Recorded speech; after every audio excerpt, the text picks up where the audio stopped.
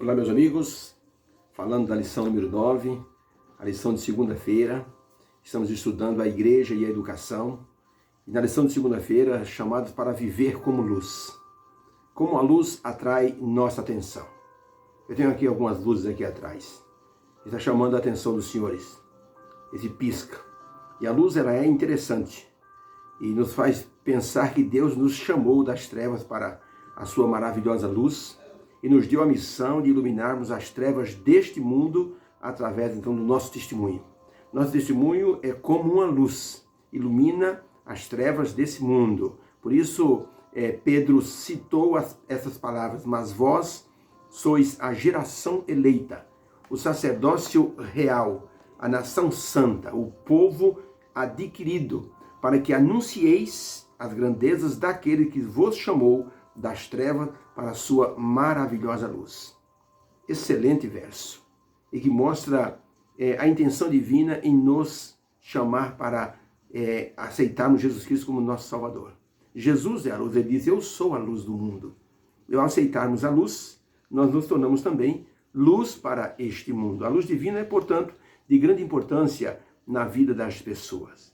Quando as pessoas visitam o Memorial Lincoln, nos Estados Unidos, milhões de pessoas podem ver ali, diante daquela, seja uma estátua de mármore. Na verdade, é um monumento de mármore. Nesse monumento, o grande presidente Abraham Lincoln está retratado assentado num trono, ali, como se estivesse na Casa Branca, e então as pessoas admiram aquela grande estátua que foi feita pelo escultor Daniel French.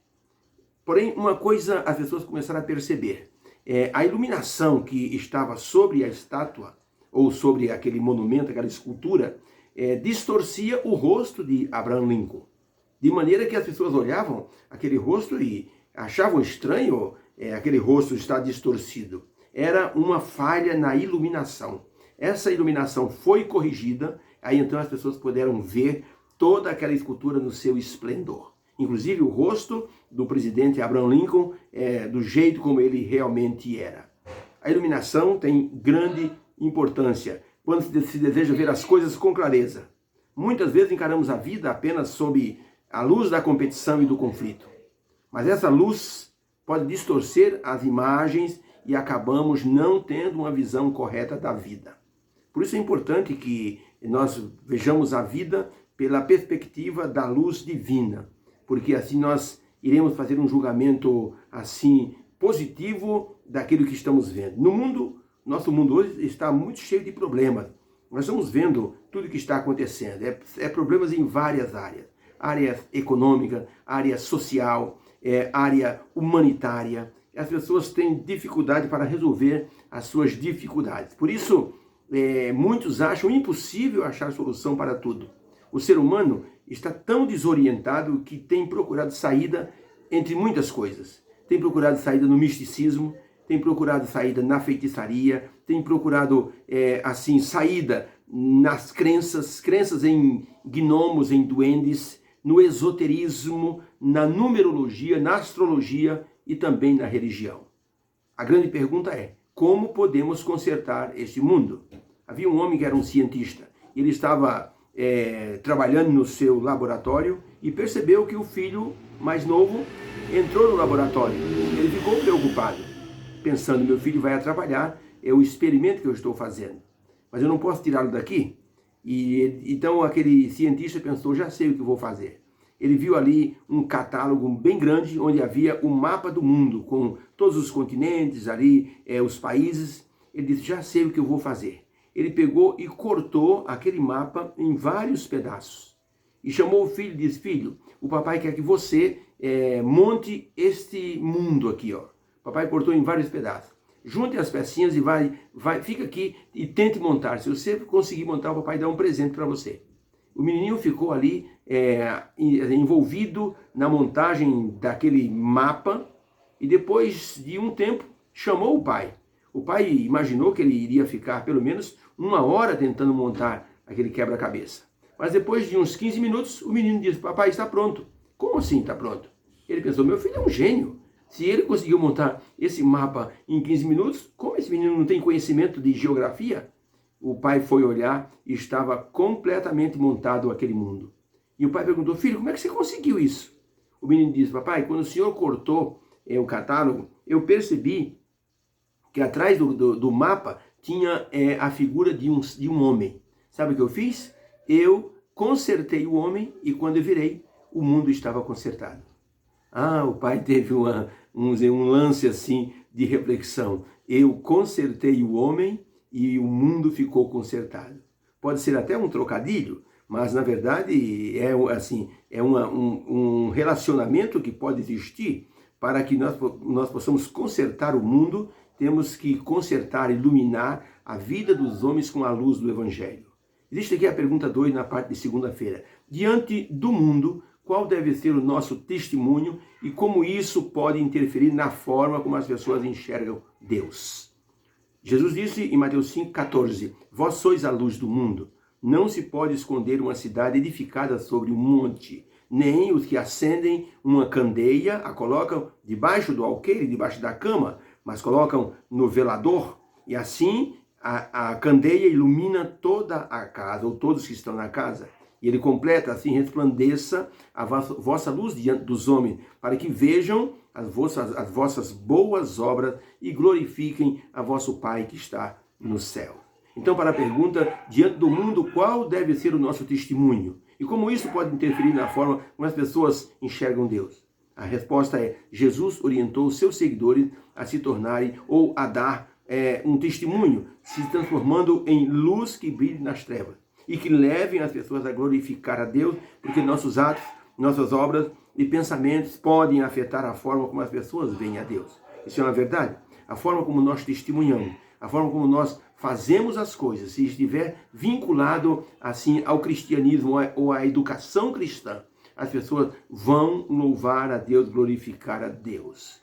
Um menino que estava numa fila do banco, ele percebeu quando as pessoas ultrapassaram a frente dele e ele ficou quieto. Na hora que ele chegou no caixa, ele deu a conta de luz para ser cobrada, deu o dinheiro e o moço do caixa deu o troco errado. O menino saiu da fila, recontou o dinheiro e voltou no caixa, já viu outra pessoa sendo atendida. Então ele disse: com licença, você me deu o troco errado. O rapaz do caixa disse: não, eu não dei o troco errado para você, eu não erro nunca. O troco está certo. O menino disse: mas você me deu R$5 a mais. Não, impossível, pode ir embora que está certo o troco. Não, disse o menino, eu não vou embora porque o troco está errado. Eu tenho que levar o troco certo para minha mãe, nem a mais e nem a menos. O rapaz do caixa, com visível aborrecimento, pegou de volta as notas, conferiu, realmente ele havia dado R$5 a mais. Devolveu para o menino a conta, os papéis e disse: pode ir embora. O menino saiu satisfeito. Uma pessoa que estava na fila disse: esse menino é adventista do sétimo dia, eu conheço os pais dele. Olha que testemunho deu esse menino. Assim vocês devem fazer obras que possam levar as pessoas a glorificar o vosso Pai que está no céu. O mundo tem necessidade de exemplos dignos de serem imitados, de pessoas com caráter santificado que devolva às pessoas a confiança no ser humano e a confiança em Deus. Jesus tinha conhecimento disso. E ao ver o tipo de vida que seus compatriotas estavam levando sob a servidão romana, uma vida sem liberdade de expressão, uma vida sem liberdade para empreender, uma vida com possibilidades assim de até de ser morto a qualquer momento, de ser preso. Então o Senhor Jesus Cristo, ele disse para as pessoas que essa vida escura que eles estavam levando precisava ser iluminada. E Jesus então orientou os discípulos: vocês são a luz do mundo. Vocês devem iluminar essas vidas que estão tão obscuras. No tempo de Jesus, por exemplo, era comum um soldado exigir que um judeu carregasse suas malas até o acampamento, ou até a próxima guarnição, ou até fora da cidade. E era comum ver judeus reclamando e serem mortos porque não queriam fazer assim essa tarefa de levar a mochila de um inimigo que era um soldado romano. Jesus, porém, ensinou a todos uma lição de humildade ao dizer: e se qualquer pessoa te obrigar a caminhar 1 milha, vai com ele 2. Mateus capítulo 5, verso 41. É importante essa expressão de Jesus, Você deve fazer as coisas para que as pessoas possam perceber que você tem uma educação cristã diferente. Por isso é importante a lição dessa semana, que nos fala sobre a educação e a igreja, ou a igreja e a educação. Como filhos de Deus, membros da igreja, nós temos que aprender as lições que Cristo deu aos seus discípulos e que também são transformadas em lições para nós. Eric Liddell era o corredor escocês cuja vida foi retratada no filme Carruagens de Fogo. Ele passou 20 anos como missionário na China, tendo os últimos 2 anos dentro de um campo de concentração de prisioneiros durante a Segunda Grande Guerra Mundial. Ele era conhecido como um pacificador dentro do campo de concentração, dentro daquele ambiente estressante do campo de prisioneiros. A vida era miserável para todos, mas Liddell, ele deixou uma profunda impressão em todos. Quando um dia um guarda japonês fez a chamada dos prisioneiros e chamou o nome Eric Liddell e ele não compareceu, o soldado deu um grito: "Onde está Eric Liddell?" E um rapaz disse: "Ele acabou de morrer esta manhã." O soldado japonês então olhou para ele e disse: "Eric era um cristão, não era?"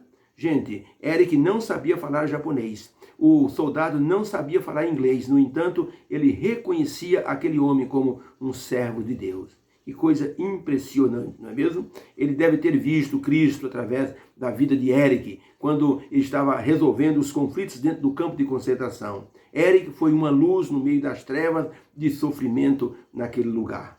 Ellen White escreveu o seguinte: os seguidores de Cristo devem ser a luz do mundo. Devem desejar que sua alma esteja imbuída dos princípios do céu. Então, ao se porem em contato com o mundo, revelarão que a luz neles está.